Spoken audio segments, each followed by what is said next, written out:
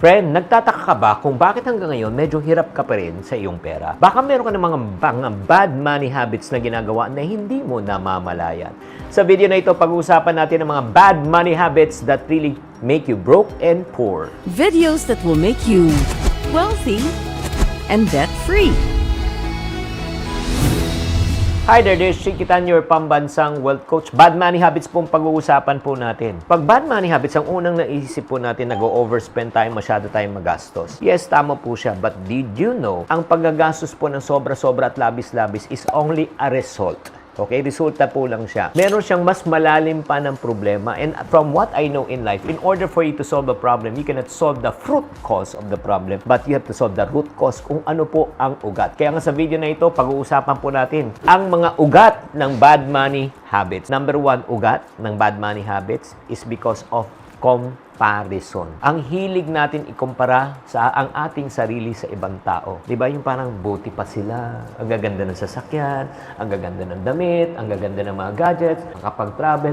Alam mo, ito lang ang na-realize ko sa buhay. Comparison is the thief of joy. Pag ikaw nagko-compare ka parati sa ibang tao, nanakawin lang yung kapayapaan mo sa buhay. So, parang ang point ko lang, bakit mo kailangan i-compare ang sarili mo sa ibang tao? Di ba? Dapat alam mo, kung gusto mo talaga i-compare ang sarili mo, i-compare mo yung sarili mo sa sarili mo. Kung compare to last year to this year, nag-improve ka ba? Kung nag-improve ka, good job ka. Huwag mo i-compare yung sarili mo sa ibang tao kasi hindi siya fair sa iyo at hindi rin fair sa ibang tao. Number 2, bad money habits that really make us poor.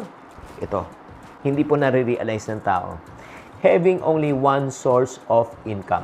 Yes, okay, nung dating panahon, kung may isa ka lang trabaho, mag-focus ka dyan, okay na okay siya. Pero alam nyo, itong na-realize ko sa panahon ngayon. Pataas ang bilihin, pero ang sweldo po natin at kita natin hindi tumataas. At pangalawa po, ng leksyon na kailangan natin matutunan, naalala nyo pa nung nangyari noong March 2020, nung nagkaroon ng COVID, nag-lockdown po ng 3 months. Pag iisa lang ang source ng kita mo at trabaho mo, the moment you lose your job, you lose your income, wala na. Kaya nga, it's very important for us to be more open-minded po right now. Alam nyo ba, according to statistics, 65% of self-made millionaires have at least 3 to 5 sources of income. Pero yun nga, pag-iisa lang ang source of income mo, delikado ka. Third, money habits that make us poor and broke is itong mentality na ito. Deserve ko ito. Yun. So, lahat ng pera po natin napupunta po saan? Oo, sa party now, pulubi later. Diba? Shopping now, pulubi later. Travel now, pulubi later. Again, walang masama na mag-travel, na magkape, na mag-enjoy sa buhay as long as mayroong kang sobra. Mayroong kang budget. Ang masama, minsan sa deserve ko to mentality, diba? Yung wanna be rich, I wanna be rich. So, ang nangyayari niyan, we're trying to live a life that we cannot really afford to please the people that we don't like and we hated most. Yun po yung nangyayari. So, ito lang po if you cannot afford an entertainment package, wag munang pipilitin. Okay? Are you learning so far? Kaya nga tatanungin kita, S.I. Reyes, kamusta na po kayo? At syempre si Justin Vlogs at si Charms TV channel. Yes, maraming salamat. Let's go to fourth bad money habits that make us poor. Ito po, short-term thinking. When you say short-term thinking, going what we call as YOLO.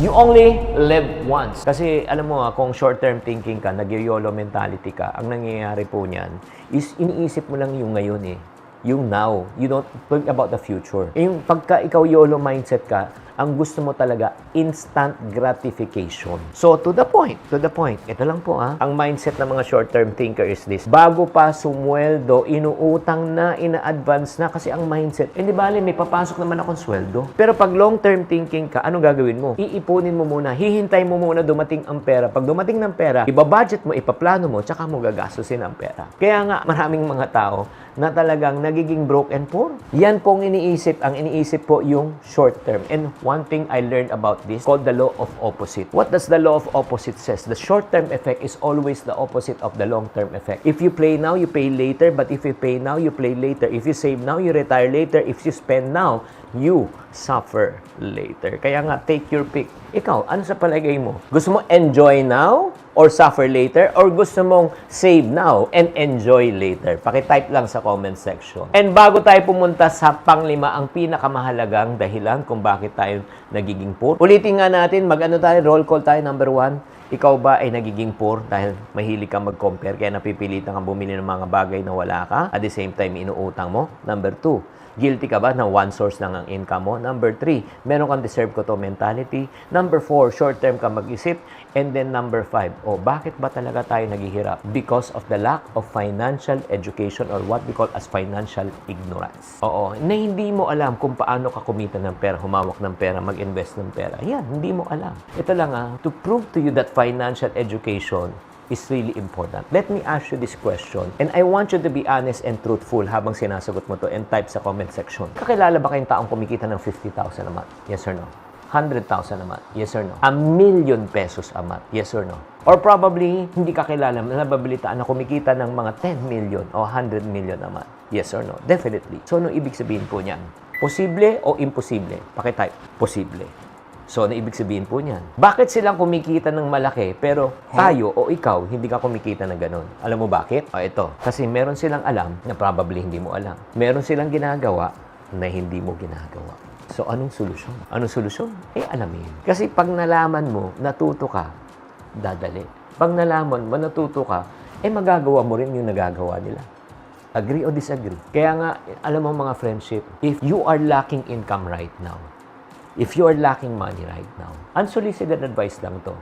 Learn before you earn. Matuto ka para ikaw ay kumita.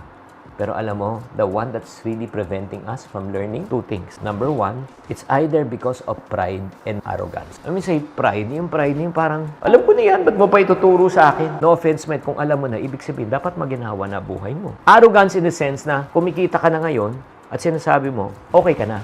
Ayaw mo pang ika nga matuto ng panibago.